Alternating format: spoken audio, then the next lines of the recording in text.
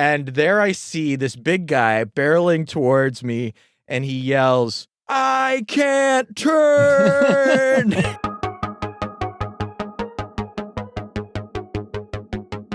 Well, hello, everyone, and welcome to the Bible Geeks Weekly Podcast. This is episode 139. I'm Brian Sheely. I'm Ryan Joy. And thanks so much, everyone, for tuning in. We have a lot of stuff to reveal here on this episode about the things that we've been planning. Yeah.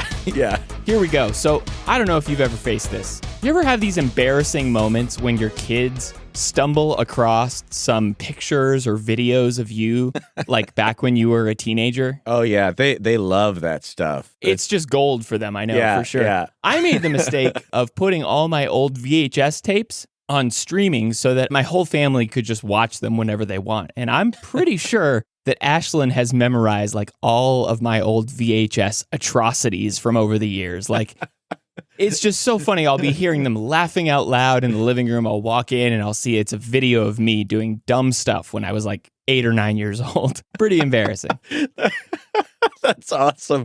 That's such a classic family moment. You just walk in and they're like, and then Dad said the silliest thing. It's so funny. And they hold it over my head all the time for sure. But there was a moment recently when I went out into the living room and I saw myself speeding around very confidently, my 7-year-old self on my bike. And I was riding as fast as I could down the block and coming back. And I'm surprised I didn't fall over. But actually, I couldn't have fallen over because I still had my training wheels on. And it was 7 years old. I was apparently a late bloomer when it came to removing the training wheels. And I say all that because today we're announcing our new series, our new guided study that we're going to get involved in over the next few weeks. And it's called Training Wheels, and it's all about parenting. Yeah, all of our kids need training wheels until they're ready, to steer on their own. Some longer than balance others. Their lives, some longer than others. And so, yeah, I'm really excited about this series. I think this is going to be really encouraging and helpful, and this new format that we're introducing, I think, is going to create some cool conversations. Yeah, and I think over the next few weeks, you'll start to see a bunch of daily download videos come out, and they're going to introduce every conversation that we're going to have in this discussion. And over the next 13 episodes, we're going to go through each one of those sessions one by one. And here we're starting with basically the introduction, talking about parenting, thinking about what it means to be a parent. Let's get into our first segment here, which is finding Jesus. As we begin this whole new year, this new focus of study on parenting, what does Jesus have to teach us about parents? And we can find some insights about Jesus, even though we don't find them in the Gospels. And so we're going to Ephesians chapter 6, verses 1-4, the very familiar passage. I think that we all know, children, obey your parents in the Lord, for this is right. Honor your father and mother. This is the first commandment with a promise that it may go well with you and that you may live long in the land. Fathers, do not provoke your children to anger, but bring them up in the discipline and instruction of the Lord. Just a short 4 verses there, but where do you find Jesus here in Ephesians? Yeah, he didn't say this, and it's not about him exactly, but he's actually here at the beginning and at the end. And when you think about parenting and you think about being a kid under parents, what we see here is that the Lord has the hands that join the home. In a house with 4 small kids who are together all the time, I often feel like I should be wearing black and white stripes as the family referee. There are just a lot of conflicts, and I end up helping them work through it, ask forgiveness, hug each other. Okay. But what I see here is the Lord playing that role between parents and kids, bringing them together in loving families. There's this great passage that closes the Old Testament where Malachi prophesies that when John the Baptist comes to make the way for Jesus, the fathers' hearts will turn to their children, and the children's hearts will turn to their fathers. It's such a neat idea, and I see that fulfilled in so many relationships when parents and kids place their hearts under the Lord's authority in his kingdom. This is what Jesus brings. He changes the world in so many ways. And one of the things is our relationships with our kids and our relationships with our parents are different. And so I have this image of Jesus stretching out his hands and taking a parent and a kid by each wrist and putting their hands together. And so going back to this passage in Ephesians 6, it's bookended by this phrase, the Lord, which in Paul refers to Jesus. Children, obey your parents in the Lord. And parents, raise your kids in the discipline and instruction of the Lord. When kids honor their parents in the Lord, it's similar to these places like in Ephesians 5, the previous chapter, or in chapter 6, verse 5, right after this, where it says to treat someone as the Lord. Wives, your husbands, or that kind of thing. Mm-hmm. It's out of deference for him. When kids see their parents, if they are Christ followers, then they're going to treat their parents as is appropriate in the Lord. Not because of how they see their parents, but because of who the Lord is. And hopefully they start to see their parents in that light, under the Lord's direction. And when parents train their kids in the discipline of the Lord, the idea is that we're pointing to him. The Lord is the central focus of our instruction and our training. So again, the relationship isn't determined by how kids view parents, how parents view kids. It's determined by the Lord.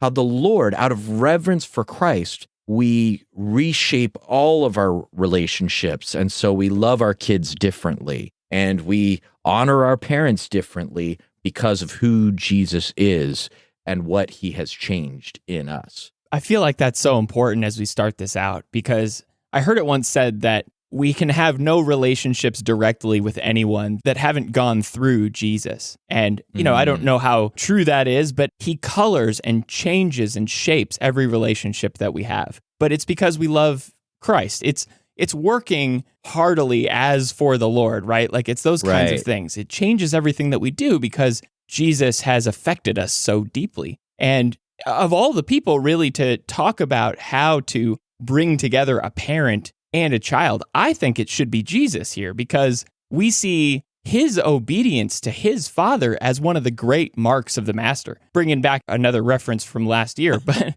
another great mark of the master that we see in Jesus is how obedient he was to God. And this happened so many times. Obviously, Jesus was always obedient to his father, but there was a time in John 8 where he actually said so and explained himself as being from the Father, teaching as the Father taught him. In John 8, verse 25 through 30, he says, "And he who sent me is with me. He has not left me alone, for I always do the things that are pleasing to him." It's like Jesus is emphasizing how great of an obedient heart that he has for his Father. He was always obedient to God. And can you imagine from God's perspective how God must feel toward his son, towards the perfect son who always does everything that he wants, and then looking around as God would to everyone else who's never done everything perfectly, the frustration that he must feel toward all of those people. But when he looks at Jesus, his own son, he followed him perfectly. That kind of gives us like a lofty goal to aspire to, for sure. But in a relationship with Jesus, that grace and the forgiveness that we have, the mercy that God extends to us through his son's death, I mean, all these things that Jesus was able to do pleased God. And when we have that relationship with Jesus, like we were just talking about, I think we can be pleasing to God too. Yeah, it's interesting how both the parent and the child, if you want to say it that way, in that relationship are perfect. There's the perfect son and the perfect father. Oh, yeah. And what a thing for both parents and kids to aspire to. Yeah. And some of us, like myself, are both. I mean, a lot. Every parent is also a child, whether your parents are around all the time or not. And so, that we still want to honor our parents in a way that shows that love and respect. It's a lot to learn from that relationship. Yeah, and I think it's cool to see all of that coming from really a passage that Paul wrote in Ephesians 6. I mean, we still have a lot to learn and a lot that points us back to Jesus. I love bringing that segment back because we haven't done it in a while, but you know what? Another segment that we haven't done in a long time? How about Scripture du jour? What is the soup du jour? It's the soup of the day. That sounds good.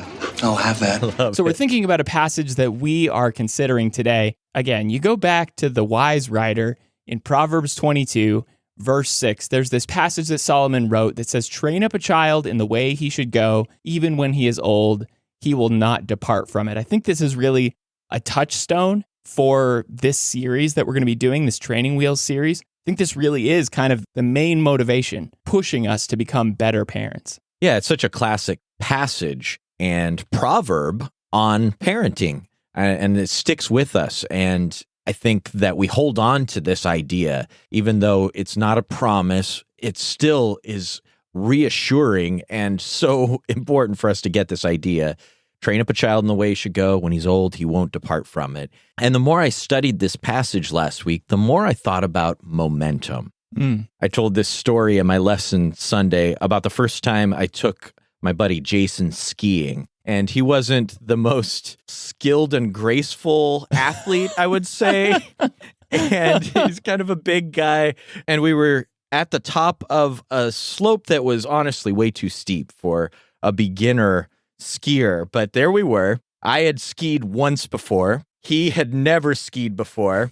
And we just looked at each other and said, the easiest way to do it is just push off and then you just go. And so I pushed off and I looked to my right and Jason wasn't there. So I turned around and there I see this big guy barreling towards me and he yells, "I can't turn."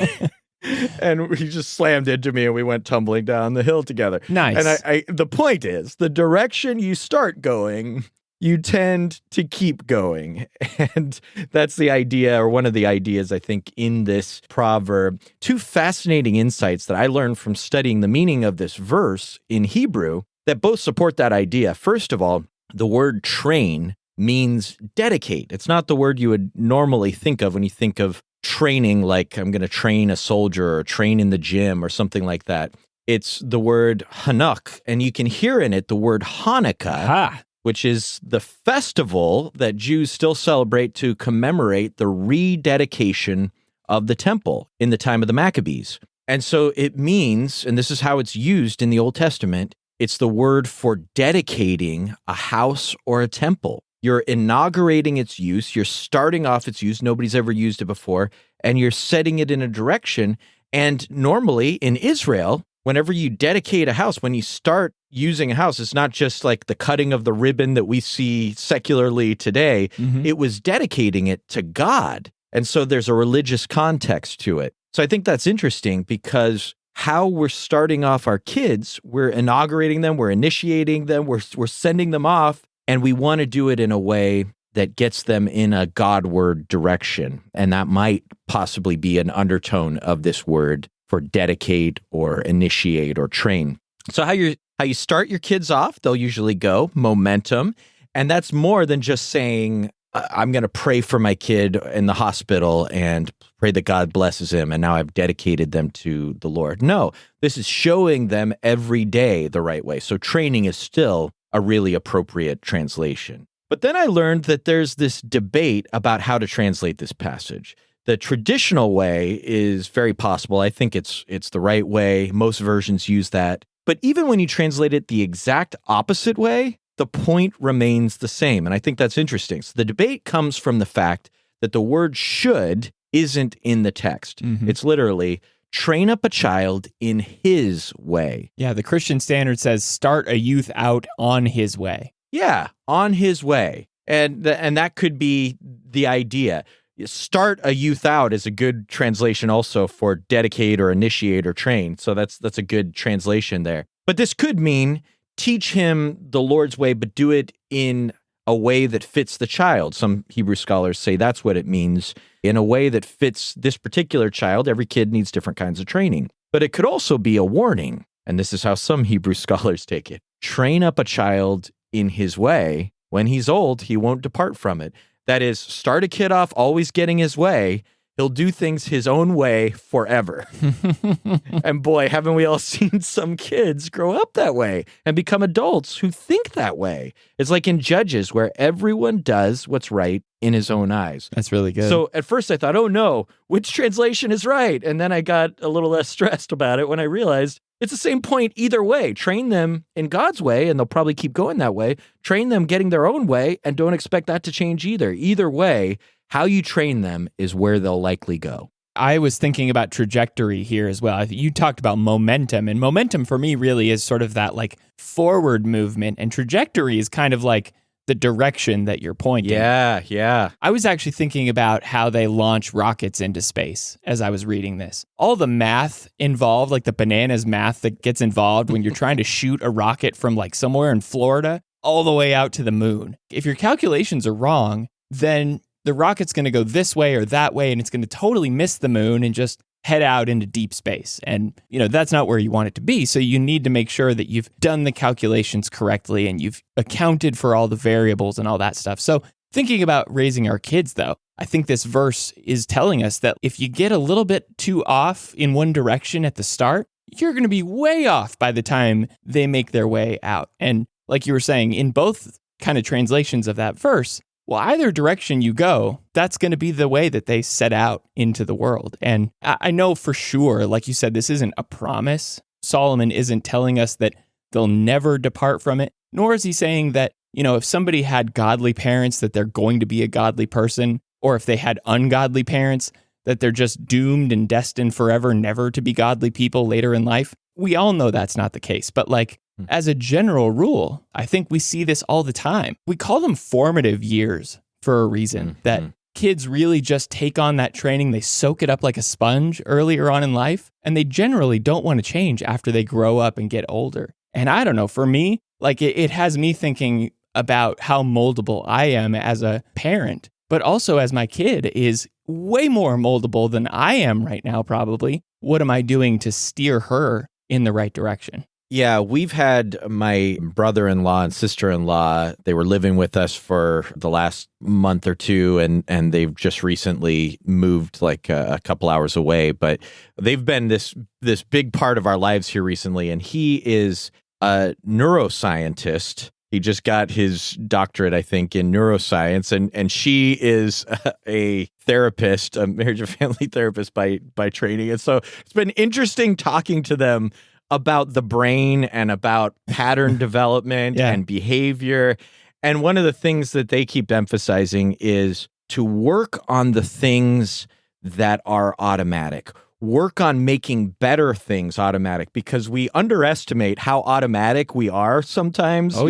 So much of what we do, we just do without even thinking. Mm-hmm. And so the more you can foster those behaviors, those thoughts that are going to go in the right way, then you're setting yourself up for better things. And another thing that they've emphasized is working with kids is where it's at, because they're the most trainable. It's so hard to train. It's not impossible. The brain is a wonderful thing.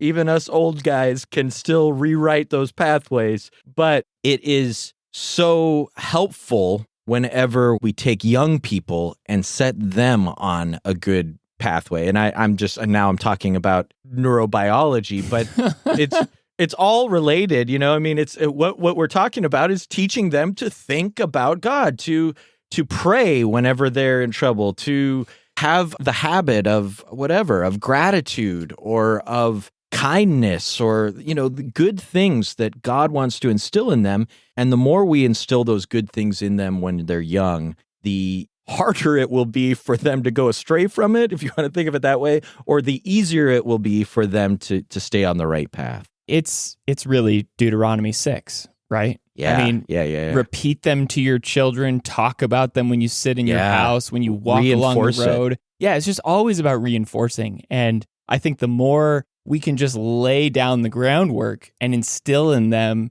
just this is how it is. This is how life is. Not to say blindly following things without evidence or reason, but just to understand that this is what's important to us. This is what we value. We value truth. We value righteousness. We value justice. We value love and mercy and all the things, all the qualities that we find in a godly person, in a person who's filled with the Spirit. This is what we value. And laying that out there for them, teaching them the stories, teaching them why we believe these things.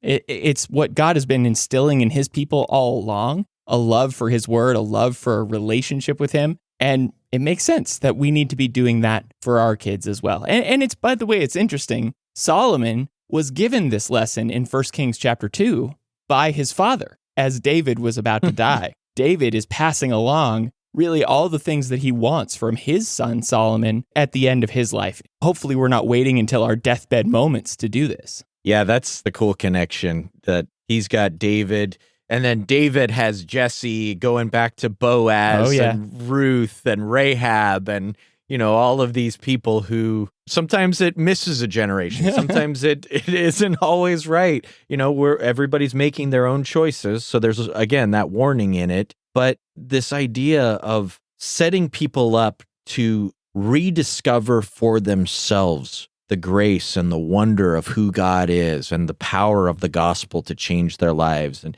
we all have to discover it, but I'm sure glad that a lot of people instilled some things in me early that made it easier for me to discover it. Yeah, and we haven't really talked about how the upcoming guided studies are going to be structured. But in the beginning, the first few episodes, I think we're going to be talking, for the most part, about building a stable foundation for the house. And then we're going to go on to talk about how we can shape and shepherd our kids. And then eventually we get to that moment where we take off the training wheels and we let go of the back of the bike and we just send them off into the world and we send them out to live their own lives and make their own way. And, we're always there for them, Lord willing, if we're still around. But that viewpoint of sort of the journey of what parenting is all about, I think we always have opportunities every point along that journey to instill in them a love for God and to show them what being a disciple of Jesus is all about. Yeah.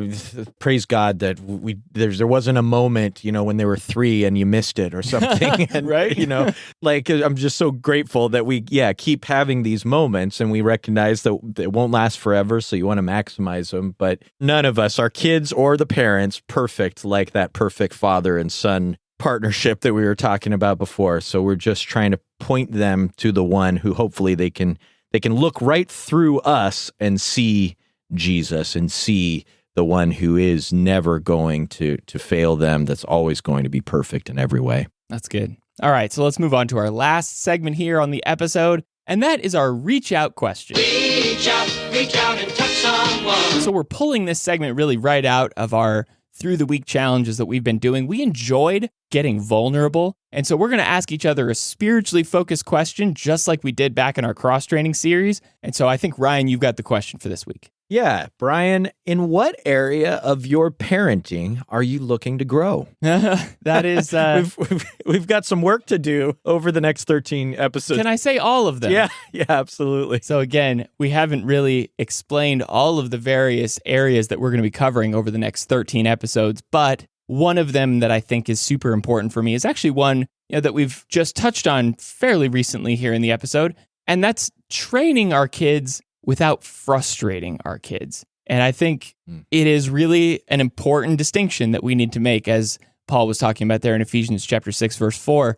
Don't provoke your children to anger. Don't push them too far. And for me, I think that's one of the things I'm thinking about a lot right now, because we're getting to that age where we're holding our daughter to more responsibility. She's getting old enough to give her things to do, to give her chores, to give her responsibilities in the house. And it could be real easy for me to push her too far or expect too much of her. And I mean, Sherilyn and I, we tend to find ourselves in the perfectionist camp a little too often. And I really hope that we're not passing that kind of dogged determination of getting everything perfectly down on her. I really hope that we're just being careful to balance being firm and flexible with her, kind of like in that non-Newtonian way that we've talked about a bunch of times. Just being firm, but being soft, picking our battles, making sure that we're still bringing joy into the home. And as we've been writing these over the last few weeks, I've been thinking about how important it is to be able to create a space at home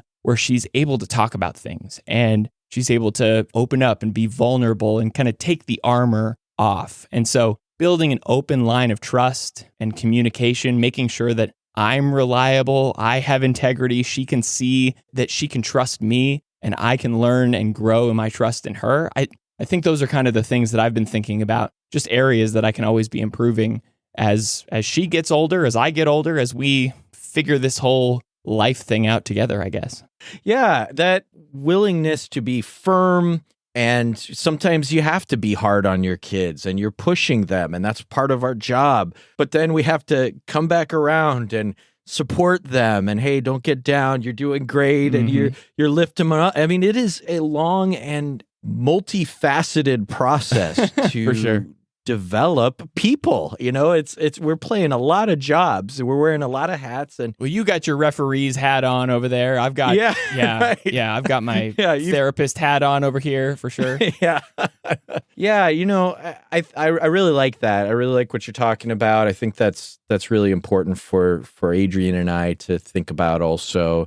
And I was thinking about, this kind of goes with what you said, that idea I brought up from Proverbs 22 verse 6 of how each kid is different and needs different training. And that, I think, goes with the bigger idea that we hit home at the end of the series, session 13. It's the last one we were working on, so it was fresh in my mind maybe. But the real goal is serving alongside my kids and calling them no more just son or daughter, but brother or sister. And in some ways it's obvious, like, I know that, but refocusing on having the end in mind here at the beginning, I think is really helpful, and I think will really shape my parenting this year. The more clear I can get, and Adrian and I together can get on our vision for what do we hope all of this is going to look like. And, not so specific that we're attaching ourselves to things we can't control, but like, what are our intentions? What do we hope to see at the end of this journey? What are we working towards? How do we want them to see each other? How do we want us all as a family to be? What do we want for their marriages, if they choose to be married, and their lives, all of the areas of life, but really making sure that the central things, the big rocks like we talk about, are in there first. I love that too, because, obviously I don't think about that as often, only having one child. It's like, there's only one way to parent for me, It's like, I don't have multiple hats to wear with different parenting roles and things like that. But I think it's important as we look to the end goal. And too, when you go and worship and you're around your church family, how many different kinds of people make up the body of Christ. Like, different people's gifts, different people's responsibilities, what different people like versus don't like. And I think that's the same with our kids. You can read a book, and a book can tell you that your child should be this way or that way. But at the end of the day, we all know that we have different functions. An eye is not a hand is not a foot. We don't have to mold our kids into a certain format. It's not about creating them to be this sort of robotic figure that we send out into the world. It's working with them and shaping them to become an image bearer of Jesus. And if they're that at the end of all of this, if they become a follower of Christ after all this stuff is over, then I think we've done our jobs in getting them to where they needed to be. And so maybe they aren't the best artist, and they're not the best soccer player, and they're not, whatever it is, fill in the blank. If they're a follower of Jesus, though, obviously that's up to them, but we played a part in that too. Yeah, I love what you're talking about, because for one thing, it highlights one of the great joys of parenting, which is discovering who your kids are. Oh, yeah. Like, you don't know, you don't make them. They tell you who they are. I mean, you're shaping those really important pathways, but they're completely different than me, than my wife, than each other. They're, they're who they are. And there's this fun thing that starts to happen at 3 and 4, and where you're like, oh, that's who you are. And then they keep revealing themselves. And that is really fun. And because you don't know, are they a foot in the kingdom? Right. Are they a spleen in the kingdom? Are they an eye? Are they what?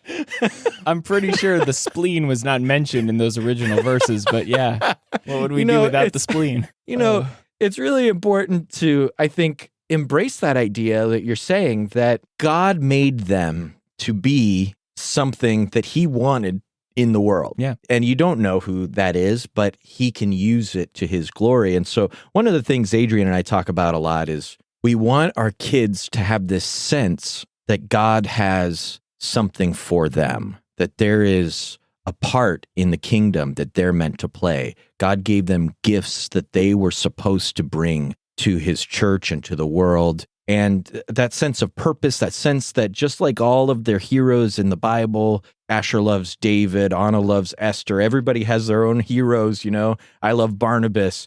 But when we look and we see all of these people of faith who weren't perfect, God used them mightily, and he can use you, and he can walk you through those challenging times. He can bless you. And I think, like you said, if they have that sense that their journey is their own, but God can use them if they choose to really follow him, I think we've really accomplished something, whatever that looks like, whether that's in, being a mechanic or being a janitor or being a mathematician or whatever it is. I can't imagine how the church would be if we were all the same, if we were all expected to be the same and be treated the same. I mean, the diversity of who we are is what makes us strong and what brings us together and helps us to really do the work that we're meant to do. I mean, like as a family, as a parent looking at my child, I'm only going to get to discover this once probably in our home. You get the joy of discovering it 4 times. So that's pretty cool.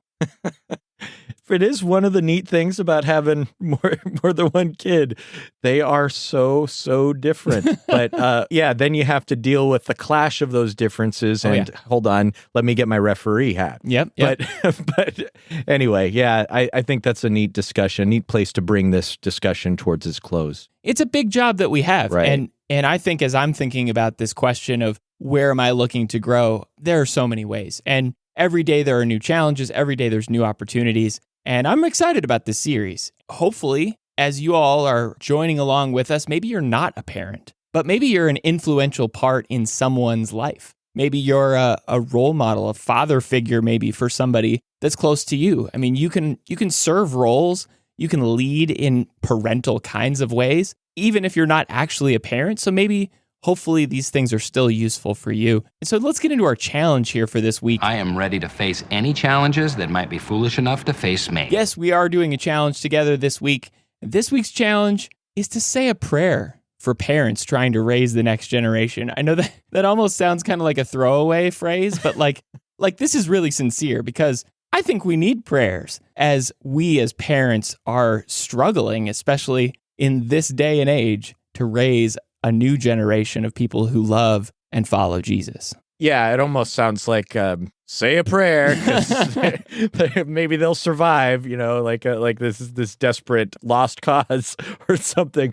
But I think as we were thinking about the challenge for this week, as we start 13 weeks on parenting, what we all need the most is support, not just from one another, but from the Lord. We need wisdom. We need strength. We need help. We need mercy. And our kids are facing challenges that, every generation faces their own challenges. And it was hard growing up when I was little, and it was probably really hard being a teenager in Paul's day, Oh, yes. It's like all through the ages, there are different challenges, but I think it's not hard to look around and see that things are changing really fast. Parents are trying to keep up with it and train our kids to understand the Lord's will and his desires through it all and navigate through everything.